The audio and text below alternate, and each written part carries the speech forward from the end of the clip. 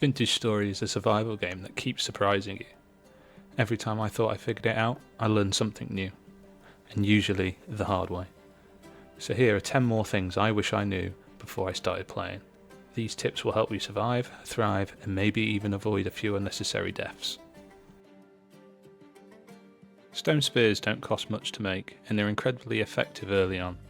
Not only do they deal solid melee damage, but you can throw them from a distance, keeping dangerous animals out of reach. Carry at least 3 or 4 because they break fast, and nothing feels worse than running into a wolf with empty hands.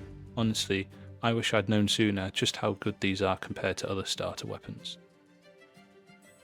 Not every animal in Vintage Story is your friend. Wolves and bears are obvious threats, but even a boar or a ram can absolutely destroy you if you get too close. Some animals are territorial and will attack on sight. Always keep your distance when you're not prepared and learn the behaviours of each species. Just because it isn't hostile now doesn't mean it won't turn on you later. Grains might be boring at first, but once you unlock bread, they become the most powerful food in the game. Quern lets you grind flour, and with a clay oven you can bake bread that restores tons of satiety. It's efficient, it lasts a while, and it's better than just eating raw vegetables. If you start farming grains early, bread will carry you through the mid-game survival. One of Vintage Story's coolest mechanics is realistic food storage. Food lasts longer in colder areas, whether it's a snowy biome, an underground cellar, or shaded storage. Building a cellar isn't complicated, and it can double or even triple the life of your perishables. Combine that with clay vessels and you'll waste less food.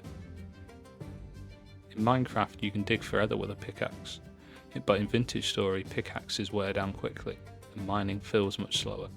That means every trip underground needs to be planned carefully. Bring multiple picks, plenty of torches, and enough food to last. If you wander too deep with only one tool, you might find yourself stuck in the dark. Armour might seem like a luxury, but it's worth every resource. Even simple leather armour reduces damages from wolves and drifters significantly. As you progress, bronze and iron armour can make the difference between life and death. Yes, it takes time and materials, but if you're exploring caves or ruins, armours will let you fight instead of run.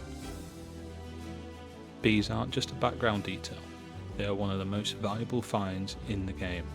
Honey is an amazing food source, and beeswax is required for candles and other crafting recipes. If you spot a hive, don't just break it, learn how to capture it safely and start beekeeping. Once you have a renewable honey and wax, you'll wonder how you live without it. Scattered across the world are ancient ruins. They are packed with valuable loot, and you can find pottery, tools, and even rare materials like metal scraps. But ruins are also dangerous. Dark corners often spawn drifters. Bring torches, weapons, and be ready for a fight. The risk is real, but the rewards are absolutely worth it. Your max health in Vintage Story isn't just tied to your gear, it's linked to your diet.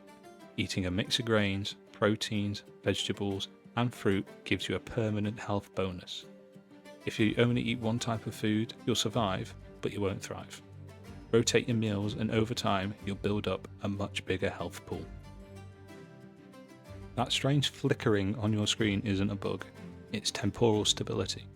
In unstable areas like deep caves or ruins, it drops quickly, and the longer you stay, the tougher the enemies will spawn.